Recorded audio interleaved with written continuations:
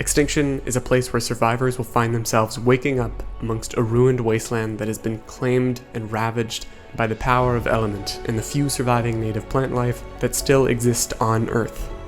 The map is considered one of the hardest of the current 5 that make up the story maps, but it is this kind of difficulty that provides some of the most awesome experiences in the game because of its new wave-based tower defense mechanics, giant open-world bosses and arena areas, prototype biodome arcs, and of course new creatures, structures, items, and weapons.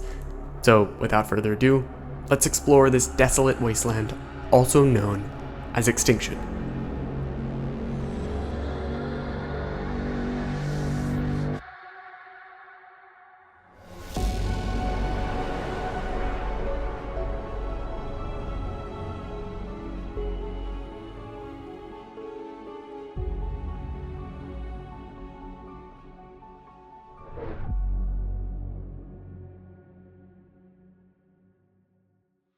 The first thing I'll be covering in this video is Extinction's many biomes.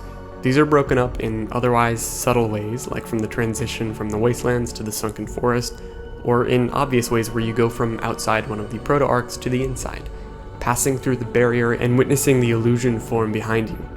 The biomes are made up of about 7 distinct and different enough areas, making it a pretty diverse map, not unlike the island in the sheer number of biomes. These consist of the Sanctuary, Wastelands, Forbidden Zone, Sulfur Fields, Desert and Snow prototype arcs, and the Sunken Forest. The place that I usually choose to spawn is in the Sanctuary. Towering skyscrapers, monuments, and overgrown parks dot the entire city of Sanctuary, and reasonably so. It was abandoned many hundreds of years prior to our arrival as the remaining humans fled to ARK's systems or were killed by the ravenous and destructive properties of the element.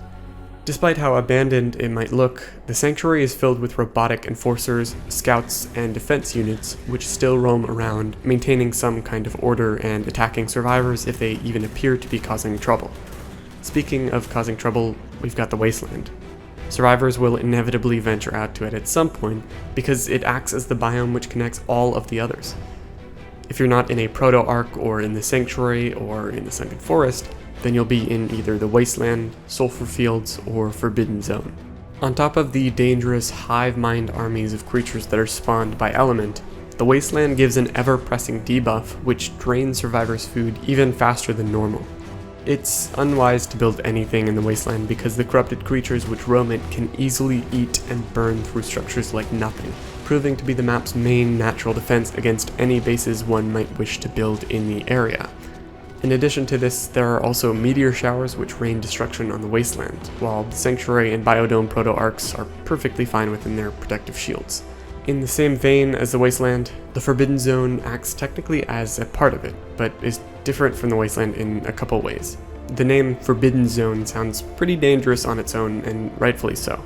This place is patrolled by the most dangerous creatures on the map, including but not limited to corrupted gigas, wyverns, and rexes. It also has a unique appearance with red flora, silicate resources, and jagged rocks. It's generally not recommended for anyone to go here until they have the best of the best kinds of gear or dinos, because the corrupted creatures never stop coming and they literally get fabricated out of thin air, though this is not exclusive to the Forbidden Zone itself. On the opposite end of the map, you'll find the Sulfur Fields. This biome is home to many of the similarly more dangerous and larger corrupted creatures, such as the Spino, Paracer, and Rex variants, as well as being one of the hottest places on the map. The air and water is toxic and unlivable, and while it has some resources including, of course, sulfur, I would not advise going here other than for potential element veins, OSDs, or if you happen to need a bunch of corrupted hearts. Now, to move towards the much safer kinds of biomes, we've got the prototype arcs, or proto-arcs. These are smaller habitats that exist separately and exist within domes, not unlike the ones protecting the orbiting arcs themselves. The Snow proto-arc houses the same kinds of creatures that you can come to expect in really any of ARK's snow biomes, and is cold and unforgiving. In contrast, the Desert arc is perhaps a bit safer, and temperature is not as much of a concern. Unlike the snow biome, the desert houses creatures which are really only found in the deserts of Scorched Earth, or on select non-story maps. Now, the last biome on the list is the Sunken Forest. Early on in Extinction's reveals, I myself got the impression that Extinction's Sunken Forest would be much like Aberration, but I was pleasantly surprised. The Sunken Forest is quite unique, as it is less of an underground cave with gems and bioluminescent aberrant creatures, and more so a forest which certainly could have existed above ground but was merely sunken down along with the obelisk above it. What caused this sinking to happen is unclear, but it left a massive hole in the map with a natural ramp to travel all the way down. Each of these biomes are fairly diverse and are responsible for giving Extinction its unique vibe in such a setting as planet Earth. With biomes briefly outlined, I'd like to go over the ever-pressing threat of meteor showers, how they affect different biomes, and how the day-night cycle works on Extinction. The meteor shower event is the only type of weather event which can occur on Extinction, and only really affects the wasteland. As unlikely as getting hit by a meteor is, it can certainly still happen, and so it's best to take cover during any showers. If survivors are inside the proto-ARKs, hidden within the Sunken Forest, or taking shelter inside of Sanctuary, and by extension within its mostly invisible protective shield, they will be perfectly safe, at least from meteors. As for the day-night cycle, it somewhat involves ARK's lore, which, to my understanding, explains it as the Earth being tidal locked due to the element, or the moon exploding, or something like that. Regardless, the impact this has on gameplay is that time progresses as normal, it's just that you only notice any difference visually while inside the proto-ARKs, since, just like all ARKs, they have fully simulated day-night cycles. Unfortunately for certain things like Megalosaurus, the day-night timer still applies, so despite it being sunny out on Extinction at all times, they'll still fall asleep and wake up on a schedule dictated entirely by that integrated timer. With the broad topics explained, I hope that you now have a pretty good understanding of what the Extinction map is generally broken up into, like I said, broadly speaking. Before getting into resources, I need to really quickly explain how the border works on Extinction, because I see people dying from it far too often, and it is impeccable that you are scared of it and careful before going anywhere near it. Along the technical border of the map, being the area that is generally out of bounds, you'll find these towers with red lights at the top of them. These outline and identify where the border is. If survivors or tames leave this area, they will basically die instantly from a debuff called Implant Unstable. Please just keep this in mind, because I have seen way too many people that just don't pay attention as their screen immediately starts to get red, and then they look up from their phone or whatever they're doing, and then they immediately die before they can even turn around if they're on a wyvern, because wyverns have really bad turning radius, and so they'll just be dead along with the wyvern, and essentially they can't get their stuff back unless an admin comes in God mode and grabs their stuff for them. With that warning being said, as per each of these guides, I'm going to go over resources real quick. These will include crystal, metal, obsidian, oil, element dust, silicate, sulfur, condensed gas, polymer, and lastly, element. Crystal is found in abundance pretty much across the map, but not only in its obvious form. Arguably the most effective way to gather crystal is by having a Dodicarus whack the lampposts, benches, tables, and other random tech furniture resources in the city in order to collect mass amounts that will quickly encumber you. Metal is in a similar situation, with it being found in even higher abundance in its normal form all over the map, but can also be gathered from lampposts, benches, and other tech resources dotted around Sanctuary. Obsidian and oil, comparatively, are found similarly spread out, but in lower density.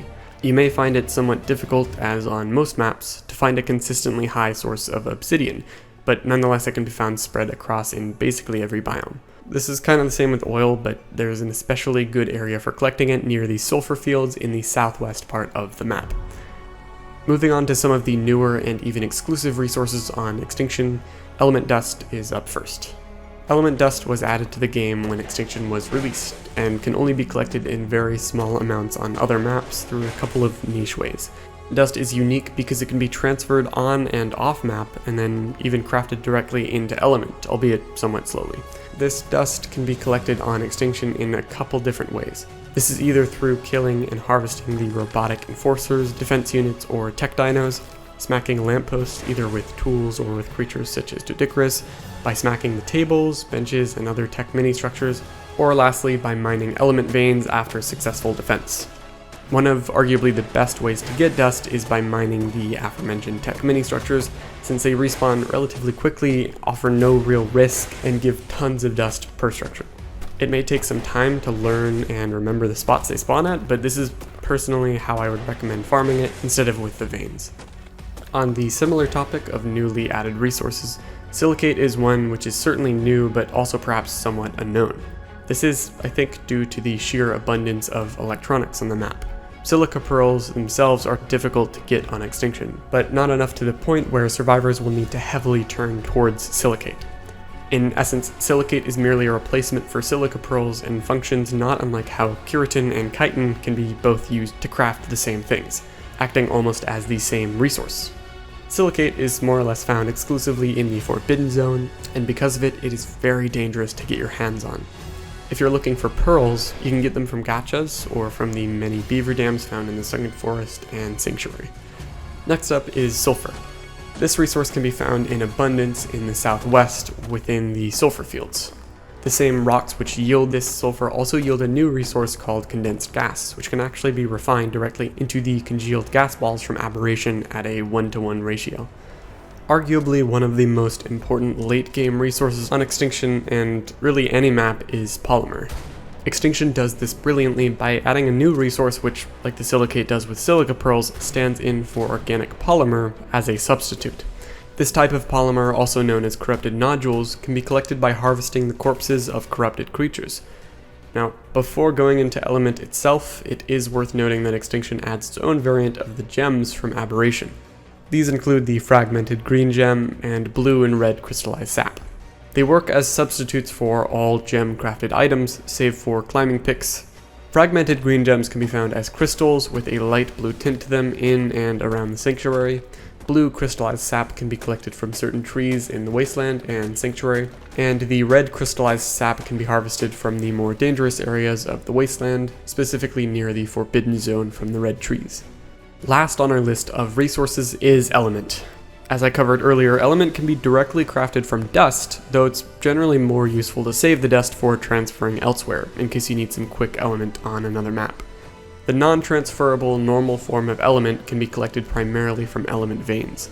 This is the main method of actually harvesting Element on Extinction, and save for getting a small amount from killing Titans, I think it's the only way, at least for harvesting.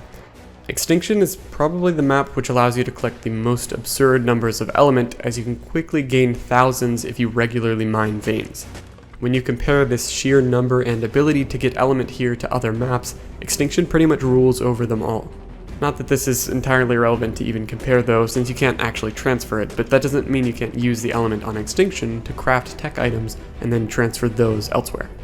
Resources are integral, and I hope this has given you a good idea of where to find these important, both new and old materials that will be necessary in crafting the equipment to allow you to progress forward. With resources covered, let's move into one of the most exciting and perhaps biggest reasons why players might like Extinction: its unique and exclusive creatures. Let's start on the smaller end.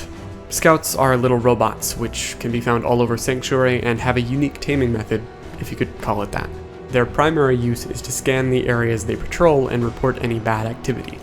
Once tamed, it can be used as basic reconnaissance and can tag other creatures. In order to use one yourself, you have to kill it and then it will drop a blueprint for itself. You then craft that blueprint into an item and can use the scout, though it runs off element dust. The only other creature to use this same taming method is the Enforcer. This creature goes a lot further with what you can do and has some pretty interesting capabilities. In the wild, Enforcers will attack players if they fight certain creatures, regardless of whether it's in self-defense or not. Just like the Scouts, you kill the Enforcer in order to grab its blueprint. These blueprints for both Scouts and Enforcers are only a single craft each, so you can't create multiple of the same one. Once tamed, Enforcers can be used to teleport small distances and also have the ability to cling to walls, much like Megalania or Rock Drakes. In addition to this super awesome versatility, they also do 4 times damage to corrupted creatures, though they are really weak, so do be careful with them. The last of the 3 robotic protectors of the Sanctuary, the defense units, are untamable and may look somewhat familiar as they actually show up in the island's Overseer arena as the Overseer's minions. They're pretty slow and mostly just mirror what the Enforcers do, without the ability to teleport. In numbers, they can be pretty dangerous, but they're relatively easy to outrun, so really they're nothing to be too afraid of. Moving on to the creatures outside of Sanctuary, the Volanosaur found in the desert biodome is first on our list. I would compare them to Dilophosaurus, except about 5 times more dangerous and highly calculated. They're basically long-range biological guns with their rapid spike-shooting abilities that can mow down anything that moves to varying degrees. Despite not being too dangerous against larger creatures, survivors may need to be a little more careful when dealing with them either in the wild or tamed. When tamed, Volanosaurs allow survivors to increase their range damage further, but that extra melee damage only actually applies while they're being ridden. They also have a turret mode, which lets them stand stationary and shoot any would-be victims in the general area that may be walking by. On the opposite end when it comes to temperature, the snow biodome houses 2 new creatures. These include the snow owl and the Managarmer. The snow owl is treated as a flying Daedon of sorts, because it similarly has the ability to heal others. It can freeze and regenerate the health of anything except for the most titanic beasts, and flies in a way much like the griffins of the non-story map Ragnarok, with its momentum-driving dives. In addition to its freezing abilities, it also has heat vision, which allows survivors to see any creatures or players more easily. The other snow-dwelling edition, the Managarmer, also takes advantage of the ability to freeze other creatures, but more so with the intention to kill. Managarmer are exceedingly dangerous and are quite difficult to tame, with survivors often using a niche trap design that allows it to get stuck, tire itself out, and then get tranked. While manas look really insane in the wild, their abilities can be honed and further perfected when tamed.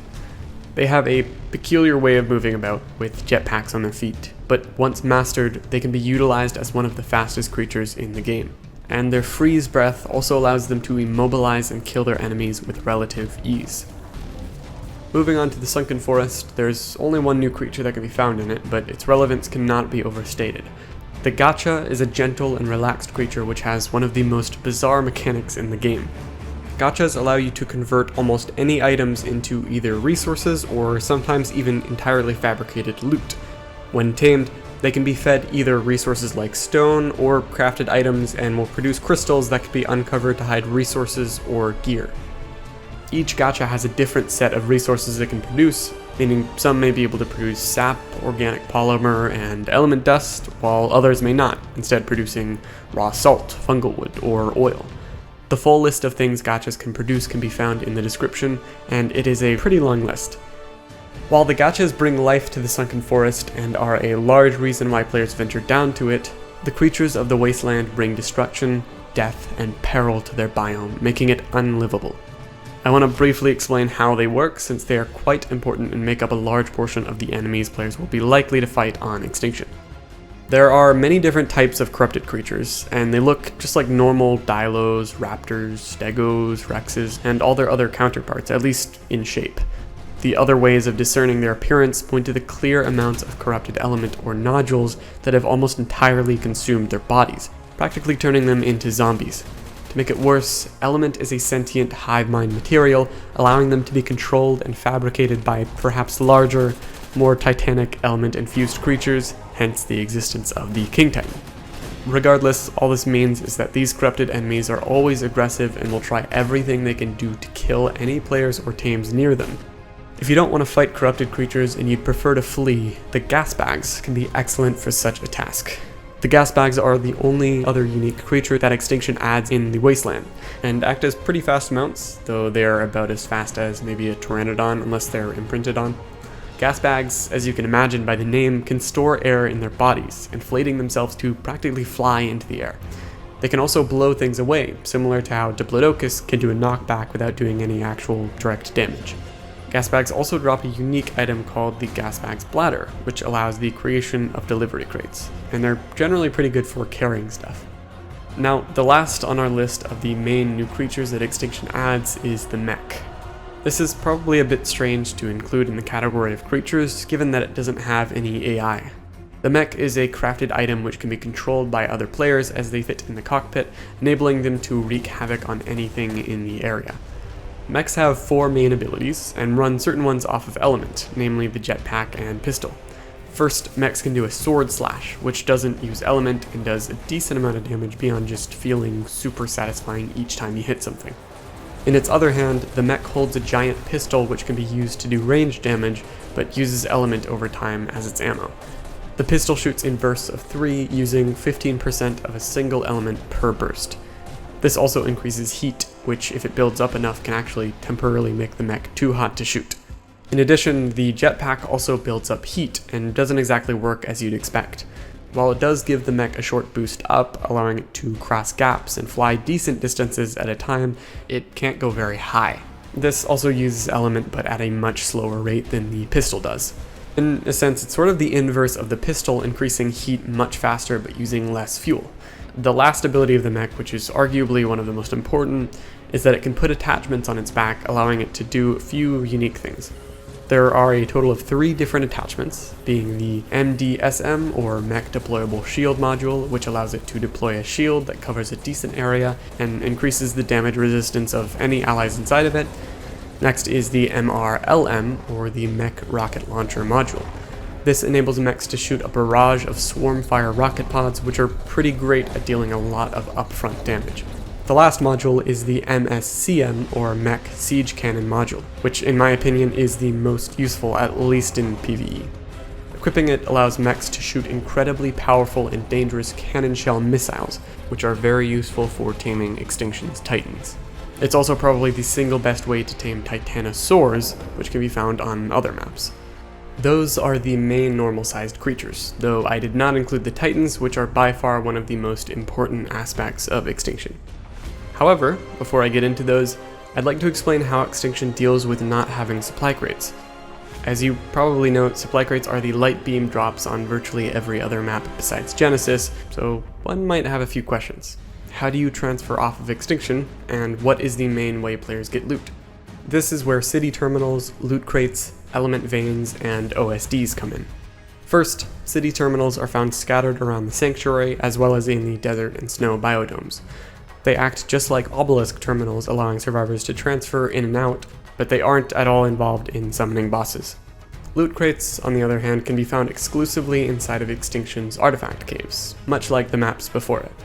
The new and super engaging additions to the map, which are responsible for the abundance of element and the fun wave-based rewards, come in the form of the element veins and orbital supply drops.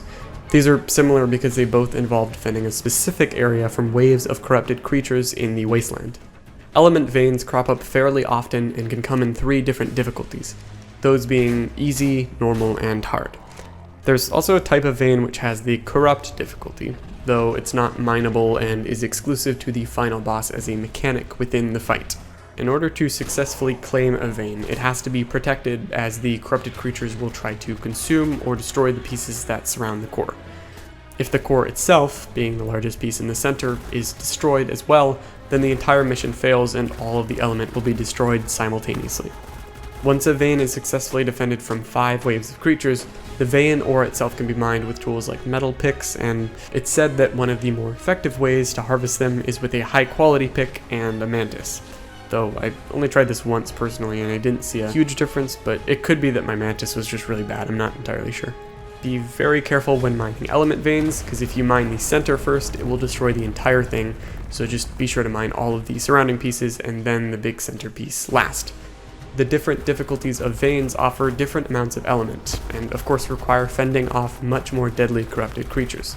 Easy usually only has small to medium creatures, while having a total vein health of 10,000, normal has small to large creatures with a total vein health of 25,000, and hard has all kinds of creatures including extremely dangerous wyverns and rexes, among others, with a total vein health of 50,000.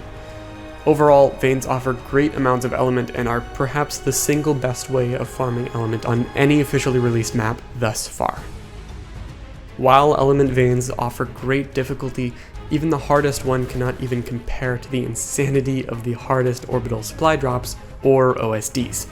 This is the other form of wave-based tower defense on Extinction, except instead of materializing on the map like the veins do, orbital supply drops come crashing down from the sky and can actually kill anything they land on, instantly, much like the meteors. Once landed, OSDs can be initiated just like the veins, at which point it will begin the first wave. There are 4 difficulties of orbitals, being the blue, easy, yellow, medium, red, hard, and purple being legendary. From experience, I can say that OSDs are probably the most fun I've had on Extinction just because of the constant action and difficulty even at endgame. The first 3 difficulties of OSDs, counting blue, yellow, and red, have a total of only 6 waves, counting a beginning wave 0, which doesn't include much difficulty and only serves as a warm-up. After that though, the waves get progressively harder, as you can imagine. But when it comes to the purple legendary OSD, it can technically have infinite waves, though first it requires a total of 8 be completed before it allows the defenders to end the OSD defense. According to the ARK wiki, the quality of items increase and scale up the higher the wave you've survived, but it stops increasing at wave 14. Once OSDs are finished, or once the defenders decide to finish them, they can eject items from the drop, causing boxes to spew out and oftentimes finding pretty great equipment. These are genuinely really satisfying to pick up, especially given what you did to earn them. Overall, Element Veins and OSDs are awesome additions to Extinction, and were the first new mechanics to pioneer the fun, wave-based minigames like the gauntlets that we see in Genesis. With Element Veins and OSDs covered, I'm going to quickly go over some new gear and structures. When it comes to equipment, Extinction really only adds the Tech Gravity Grenade, Taxidermy Tool, and of course the new Scout, Enforcer, and Mech items, along with the Meks attachments. As for structures, Extinction is similarly lackluster with the aforementioned Delivery Crate, which can deliver items to specific coordinates, the Dino Leash, which can stop creatures from leaving a specific radius even if they're on wander or trying to chase something, the Tech Bridge, which is probably one of my favorites, allowing survivors to build dynamic length bridges, which can be quite helpful, and lastly, the Taxidermy Base, which come in 3 different sizes and allow survivors to place the dermis of creatures on it and pose them. Despite Extinction's gear, equipment, and structures being pretty lackluster, at least compared to what Scorched Earth and Aberration added, it does not disappoint when it comes to Explorer notes. The notes on Extinction directly follow the end of the survivors' journeys, and Mark Soskin, also known as the writer for nearly all of ARK's Explorer notes, wanted Extinction to be the end for the Explorer note survivors' journeys, and he summed them up brilliantly. While I won't be spoiling anything in this video, you can either read them yourselves or wait for my eventual survival stories showing them in greater detail. The Explorer notes can be found scattered about the map as usual, in entries written by Helena Walker, Lee Mei Yin, Diana Altaris, and Santiago da Costa. You of course cannot forget the additional One Who Waits 4X notes, which there are actually a ton of on Extinction, along with some more of the HLNA discoveries. Now, with all of that being said, I'd like to finally cover Extinction's bosses, which are in the form of gigantic creatures known as Titans. These include the 3 that can be tamed or killed, and the last or final Titan, known as the King Titan. First though, in order to summon any Titans, survivors must first go to the Artifact Cave for either of the respective Titans. These Artifact Caves differ quite a lot from the prior maps, as they're really massive and they have a decent amount of empty space and an obvious artifact that's just out in the open along the way. It's this single artifact in each cave, along with some extra tribute items, which allow survivors to summon the Titan at the end of the cave with a terminal. Upon activating said terminals, survivors are transported back outside the cave, and the Titan is spawned over its platform in the open world.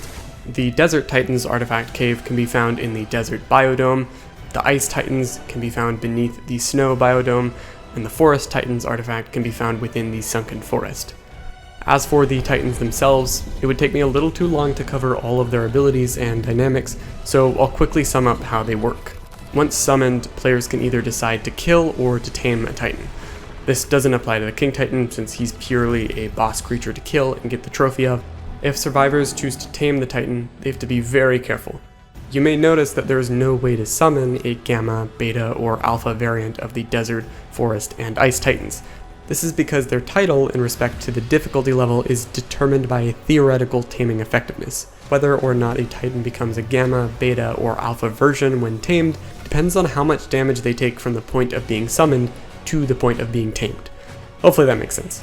In order to tame a Titan, survivors must destroy corrupted nodes that sit on the surface of their bodies. For the Desert Titan, I would recommend using a Quetzal with a platform saddle and a 1x1 box protecting the rider to have the Titan zap its own nodes. I've personally found this to be the most effective way. For the Ice Titan, I would recommend using a mech with lots of cannon shells. Just be sure not to get hit by it, because when mechs die, they explode and destroy all items kept in their inventories. This is a really important thing. It really sucks when you get all your stuff deleted. Lastly, for the Forest Titan, I would also recommend using cannon shells because they're just really effective. Once tamed, Titans will live for 24 hours before beginning to starve to death.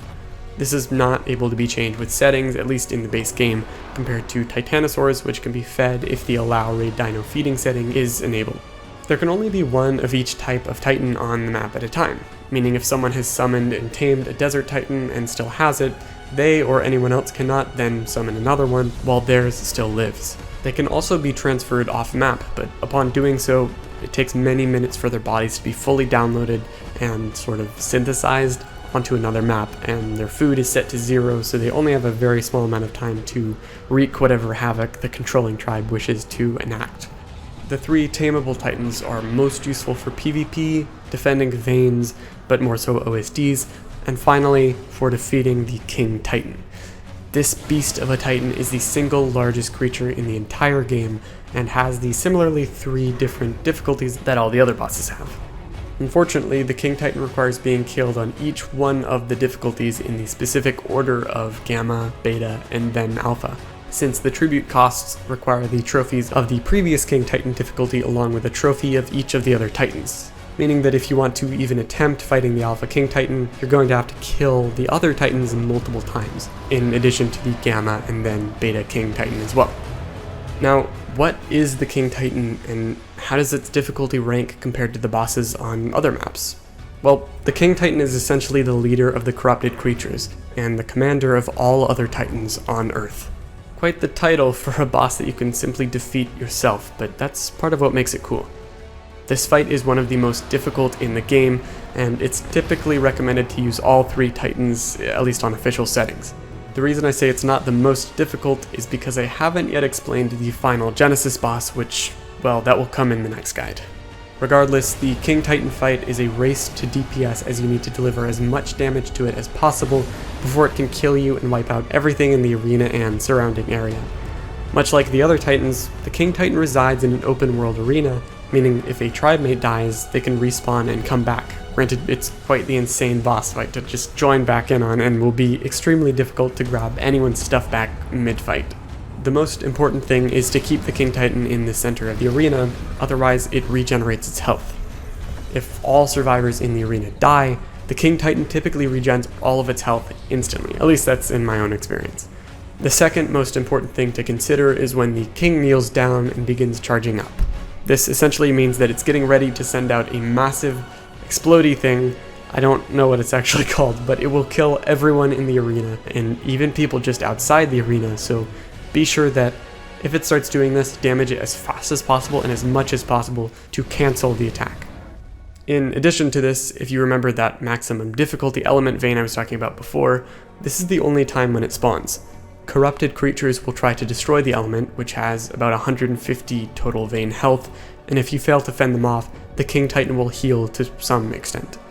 The King Titan has many attacks, and while I won't be explaining all of them or the current methods through which official tribes use to defeat the boss, it is worth noting that once the Titan is slain, you want to immediately grab its loot from the Ascension Terminal and place it on any creature, as whatever is in the terminal when ascending will be deleted as soon as the cutscene starts. And you don't want to leave the trophy in your inventory because essentially Ascension uploads your survivor and then requires you downloading it back, which will automatically delete the trophy because trophies cannot be transferred. On the final Alpha difficulty, survivors are able to harness the power of a combined 4 mechs to build the Mega Mech, and with its aid they can beat down the Alpha King Titan until it rests dead. Upon defeating any variant of the King Titan, survivors will see a terminal zone open up near the middle of the arena. This terminal zone will ascend any that are within it, so make sure to be inside before it disappears. Upon activating, all survivors within the zone will experience the Extinction, Ascension, or Ending cutscene. It shows how, after killing the King Titan, your actions have allowed the ARKs to clean up the corrupted element on Earth and finally come home, reseed, and bring back life to Earth. Tangibly, what this cutscene does is it gives your survivor the final implant change, turning it into a Homo Deus record of sorts. It doesn't change based on the difficulty of the King Titan defeated, but if survivors kill the Alpha King Titan, there will be an extra scene added on to the end. This involves witnessing the Aberration Ark crashed on Earth as you can hear Rockwell bellowing with anger in its depths.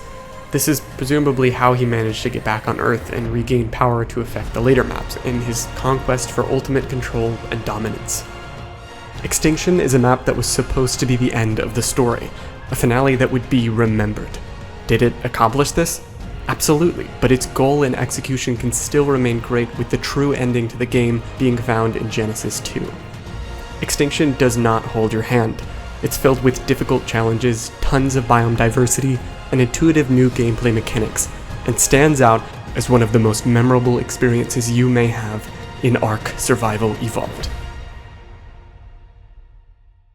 I hope I didn't overstep my boundaries in regards to lore and spoilers.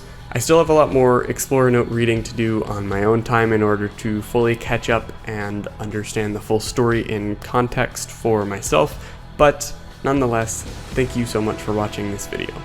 If you liked it and you'd like to see more content just like it, please give the video a huge thumbs up, subscribe to my channel, and hit the notification bell. I really like making these guides since they allow me to sort of creatively spew out all of my knowledge and experience with the game that I've accumulated since early access Steam launch back in 2015. I know this is a little bit cliche, but thank you to all of you who have supported and subscribed to my channel over the past few months. It's just seeing your comments, what you liked, what you didn't like, and everything in between has just been awesome, and I can't thank you enough for sticking around and seeing what else I have to offer. That being said, I don't want to drag this video on too long, so as always, thank you so much for watching, and good luck, survivors.